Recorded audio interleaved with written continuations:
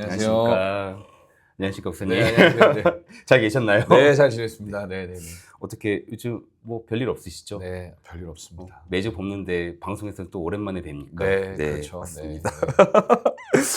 그러면 오늘 함께 나누실 말씀이 시편 25편에서 30편 네, 저희 맞습니다. 나누는데 네, 네. 한번 목사님 어떻게 준비하셨는지 네. 해주시겠어요? 이번 주 우리가 함께 읽을 말씀은 시편 25편에서 30편까지 말씀이고요. 특별히 핵심장은 시편 27편이 되겠습니다. 우리가 이제 이 핵심장을 시편 20편을 한번 보게 될 텐데요. 이 시편 27편의 특징은 이 시편 기자 다윗이 이 처한 그 어려운 상황 속에서 이 하나님을 나타내는 이 감정의 변화에 따라서 이 신앙의 흐름이 어떻게 변하는지를 이게 굉장히 잘 보여주고 있는 본문이 되는데요. 이 시편 27편이 굉장히 특이합니다. 이 다윗의 세 가지 감정이 나와요. 그래서 하나님을 향해서 찬양하고 기뻐하는 감정, 그리고 그 안에서 또 하나님 앞에 어려움을 토하는 그 고통, 그리고 마지막으로 난 그래도 하나님을 소망합니다라는 또 그 소망. 이 세 가지의 이 감정의 변화가 있으면서 동시에 그 안에서 우리가 신앙의 흐름이 어떻게 변하고 있는지를 보게 되는데요. 이 먼저 시편 1절부터 이 시편 27편의 1절부터 6절까지 보면 이 하나님을 향한 신뢰와 확신에 대한 이 구절입니다. 그래서 이 하나님을 여호와를 빛과 구원, 그 보호자로 고백을 하고 있는 것을 볼 수 있어요. 그리고 두 번째는 7절부터 12절까지인데 네. 이 다윗이 위기 속에서 하나님을 향해 이 간구와 이 절박함 이런 것을 또 표현하고 있습니다. 그러면서 그는 뭐라고 하냐면 하나님께서 나를 버리지 말아달라. 하나님이여 숨지 말라라고 이렇게 말을 하는데요. 그러면서 하나님께 도움을 요청하는 것을 볼 수가 있는 거죠. 그리고 마지막으로 13절부터 14절까지인데요. 이 마지막으로 다윗은 이 하나님을 향한 소망과 구원을 이렇게 기다리겠다고 고백하면서 이 끝을 맺고 있어요. 그러면서 하나님께서 결국 선을 행하실 것이라는 것을 담대하게 고백하며 또 기대하며 기다리겠다고 말하는 것이죠. 이러한 변화는 네.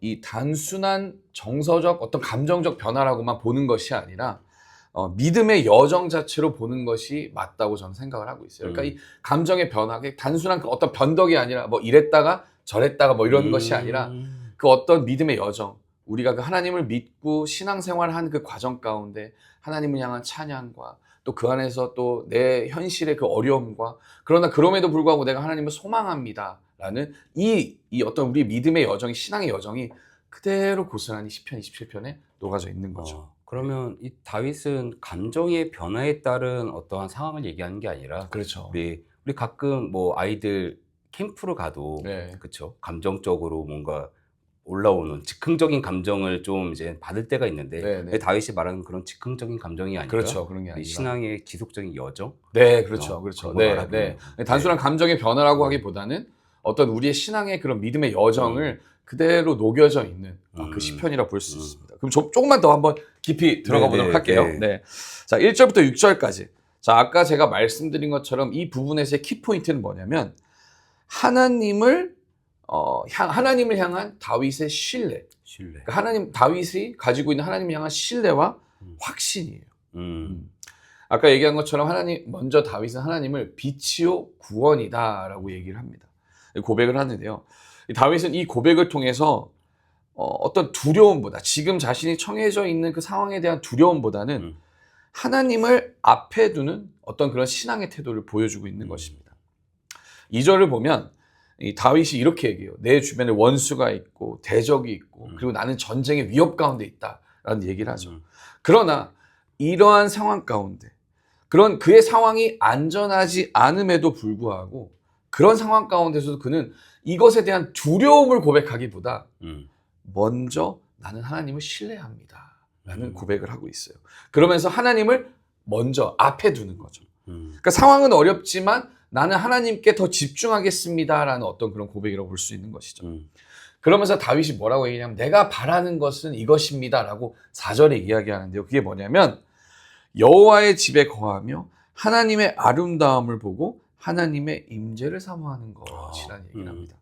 이 흥미로운 사실은 다윗이 이런 어려운 상황 속에서도 가장 원하는 것이 문제 해결이 아니라 바로 하나님과 함께하는 것 이거라는 거예요. 음.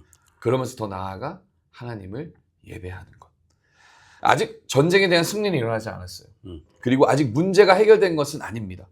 그러나 다윗은 찬양과 제사 이것을 하나님 앞에 나아갑니다라고 고백하는 거예요. 그래서 우리는 이것을 통해서 무엇을 볼 수 있냐면 다윗이 바라보는 예배의 관점이 네. 하나님을 찬양하는 그런 부분에 대한 관점이 어떤 결과에 대한, 다시 말해서 어떤 문제 해결에 대한 그런 반응이 아니라는 거예요. 오히려 반대로 신앙의 선제적 표현. 그러니까 예배가 먼저가 된다. 예배가 우선이다. 나는 어떤 상황 가운데 있다 할지라도 난 하나님을 예배합니다라는 거예요. 그래서 다윗에게 있어서 예배란 상황이 좋아져서 드리는 것이 아니라 어떤 결과가 좋아서 드리는 것이 아니라 그런 것과 관계없이 나는 하나님을 신뢰합니다. 나는 하나님을 신뢰하기 때문에 예배합니다라는 어떤 그런 행위가 되는 거예요. 그래서 우리는 이 모습을 보면서 우리가 질문해야 될 거, 그렇다면 우리의 예배의 모습은 어떠한가? 하나님을 향한 찬양은 혹시 그냥 결과에 대한 반응에 지나지 않을까라는 이런 부분들을 한번 고민해 봤으면 좋겠다라는 생각이 듭니다. 네. 아, 그쵸. 가끔 현대 예배 가장 우리가 화자가 이게 회제가 되고 이렇게 생각해 볼 점이 그런 부분인 것 같아요. 네. 뭔가 찬양 중에 큰 은혜가 나의 감정일까? 아니면 맞아요. 내 예배자로서의 어떠한 진정성을 담은 걸까? 맞아요. 그렇죠. 네. 네. 그래서 우리가 가끔 이제 하나님을 우리가 할렐루야, 하나님께 영광 돌립니다, 감사합니다가 항상 어떤 결과에 대한 반응의 경우가 굉장히 많아요. 근데 물론 그게 잘못됐다고만 볼 수는 없지만 다윗을 통해서 우리가 예배에 대한, 하나님을 찬양하는 것에 대한 것을 생각해 봤을 때 우리는 우리의 예배가, 우리의 찬양이 그저 하나님의 어떤 우리에게 주신 은혜에 대한 반응, 그러니까 어떤 결과에 대한 반응으로만 머물고 있지는 않은가. 그저 어떤 상황 가운데 있다 할지라도 나는 하나님을 예배합니다, 하나님을 찬양합니다라는 그런 어떤 선제적 어떤 행위가 되면 어떨까라는 생각을 한번 해보는 것이죠. 네. 계속해서 한번 보도록 할게요. 네네. 두 번째는 7절부터 12절까지 이야기입니다.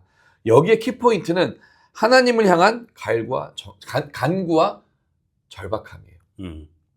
그런데 이 간구와 이 절박함이 뭐 하나님 이 문제를 해결해 주십시오, 하나님 나를 도와주십시오 라는 거라기보다 하나님께 버림받지 않기를 원합니다라는 간구와 절박함이에요. 물론 이 1절부터 6절까지의 어떤 그 하나님을 향한 신뢰와 담대한 고백 이후에 갑작스러운 감정의 변화라서 조금 당황스럽긴 한데요. 사실 이것은 아까 얘기한 것처럼 어떤 그런 감정적인 변화, 어떤 신앙의 모순이라기보다는 신앙의 정직함, 이런 걸 볼 수 있어요. 이 무슨 말이냐면 우리의 모습을 볼 수 있는 건데, 네. 자, 하나님을 고백하면서 난 하나님의 은혜 안에 있습니다, 하나님을 신뢰합니다, 하나님을 믿습니다 라고 선언하고 감사와 찬양을 하지만 여전히 풀리지 않는 우리의 어려움, 그것에 대한 고통을 호소하는 것, 그러면서 하나님 나를 버리지 마세요 라고 고백하는 것, 이건 어쩌면 신앙의 솔직함, 네. 어떤 그런 우리의 감정의 또 솔직함이라고 볼 수 있어요. 이 다윗이요, 하나님께 하나님 얼굴을 숨기지 말아 주시옵소서 라고 고백하는데 이것은 굉장히 흥미로운 부분이 뭐냐면 앞에서 이 앞절에서 이야기한 하나님과 함께하는 것이 나의 소원입니다와 굉장히 긴밀하게 연결된다는 거예요. 그러니까 뭔가 반대되는 감정이고 뭔가 반대되는 신앙의 고백인 것 같지만 결국 이것은 동일한 고백이에요. 나는 하나님과 한 가지 소원, 난 하나님과 함께하길 원합니다. 결국 나는 하나님 나를 버리지 말아 주시옵소서. 왜요? 나는 하나님과 함께하길 원하기 때문입니다라는 동일한 고백이 되는 거죠. 자, 그러니까 궁극적으로 다윗이 가지고 있는 두려움은 무엇이냐? 어쩌면 다윗이 가지고 있는 두려움은 문제가 해결되지 않으면 어떡하지? 혹시 내가 전쟁에서 지면 어떡하지? 혹시 내가 원수에게 죽임을 당하면 어떡하지라는 두려움보다는 혹시 하나님으로부터 내가 멀어지면 어떡하지? 하나님이 나를 버리시면 어떡하지? 하나님이 여전히 내 기도에 응답하지 않으시면 어떡하지라는 그것이 두려움인 거라는 거예요.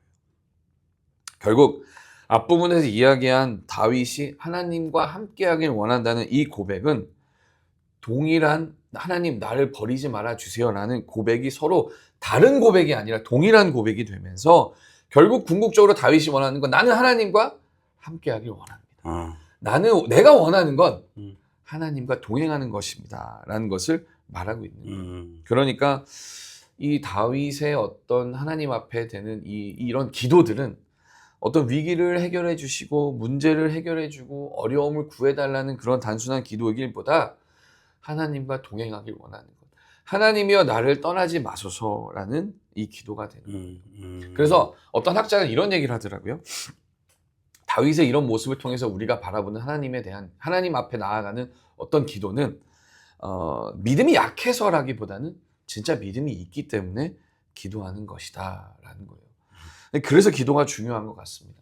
기도는 단순히 나의 불안과 나의 고통을 드러내는 것이 아니에요. 기도는 내가 하나님 앞에 믿음이 있다는 것을 보여준 행위가 된다는 것입니다. 그래서 우리가 기도한다는 것은 네. 하나님을 더 의지하고 하나님을 더 붙드는 것. 다시 말해서 우리의 믿음이 약해서가 아닌 믿음이 있기 때문이라는 거예요. 그래서 어쩌면 기도를 안 하는 것은 믿음이 없기 때문은 아닌가라는 그런 생각을 한번 해봅니다. 그러니까 기도를 하는 건 믿음이 있는 것이죠. 그러니까 그렇죠. 기도를 안 하면 믿음이 없는 거예요. 네. 기도를 안 한다는 건 믿음이 뛰어나서 기도를 안 하는 게 아니라 믿음이 없기 때문에 기도를 안 하는 것입니다. 네. 전사님 기도 잘 안 하고 있나요? 돌아보게 됩니다. 네. 굉장히 회개를 많이 했습니다. 저는 믿음이 뛰어난 사람인 줄 알았는데 네. 믿음이 없는 사람이더라고요. 네. 기도하는 목회자가 되도록 하겠습니다. 네. 자, 한번 마지막으로 정리해 볼까요? 네. 끝으로 이 마지막 13절, 14절은 하나님을 향한 소망과 기다림으로 이제 다윗이 고백을 하면서 마치는데요. 여전히 문제는 해결되지 않고 있습니다. 네. 그리고 여전히 어떤 이 고통은 해결되지 않고 있어요. 그러나 이런 문제 앞에서도 다윗이 끝까지 붙들고 있는 건 바로 하나님의 선하심을 기대하며 소망으로 끝을 마무리한다는 거예요. 저는 이 부분을 보면서 제가 느끼는 게 뭐냐면 그리스도인들이 가질 수 있는 가장 큰 파워, 가장 큰 힘, 바로 소망이다라는 것입니다. 모든 것의 끝이 소망이라는 거예요. 이건 우리에게 굉장히 큰 힘이에요. 그리스도인들이 가장 가질 수 있는 가장 강력한 무기, 바로 소망이라는 것입니다. 그렇기 때문에 다윗은 기다리겠다고, 강하고 담대하게 기다리겠다고 고백하는 거예요. 그러니까 우리의 문제는 해결되지 않습니다. 어쩌면 내가 원하는 대로 문제가 해결되지 않을 수 있어요. 하나님이 보여주신 결과는 그거에 또 다른 걸 수도 있어요. 그러나 그럼에도 불구하고 우리는 소망을 가지고 있다는 거예요. 여전히 내 문제는 해결되지 않고 나는 여전히 고통 가운데 있지만 그럼에도 불구하고 그리스도께서 이루실 그 끝, 결국 우리에게 소망이 되는 것이죠. 이것은 우리 그리스도인들이 가질 수 있는 가장 큰 강력한 힘이라고 생각을 합니다. 네. 정리를 해볼게요. 마지막으로 네, 정리를 하면 네. 결국 시편 27편을 통해서 보여지는 다윗의 고백은 우리의 신앙생활을 굉장히 잘 보여주고 있다는 거예요. 감사와 찬양이 있고 하나님을 향한 믿음과 신뢰가 있지만 여전히 우리의 문제는 해결되지 않고 있습니다. 그렇죠. 어려움과 고통이 동시에 존재하는 것. 그러나 그것이 끝이 아니죠. 끝내 선을 이루실 그리스도 예수에 대한 소망. 그 소망을 기다리며 우리는 오늘도 살아간다는 거예요. 여전히 풀리지 않는 우리 인생에 대한 어려움. 그러나 그것을 그냥 묻어두는 것이 아니에요. 그것을 감추는 것이 아니라 현실을 부정하지 않습니다. 그것을 그대로 드러내죠. 그러나 끝까지 하나님을 붙드는 것. 그리고 더 나아가 어떤 상황 속에서도 하나님을 예배하는 것이 가장 먼저가 되는 것. 이것이 오늘을 살아가는 우리 신앙인들이 가져야 하는 모습이 아닌가라는 것을 오늘 시편 27편을 통해서 다윗은 우리에게 가르쳐주고 있는 것입니다.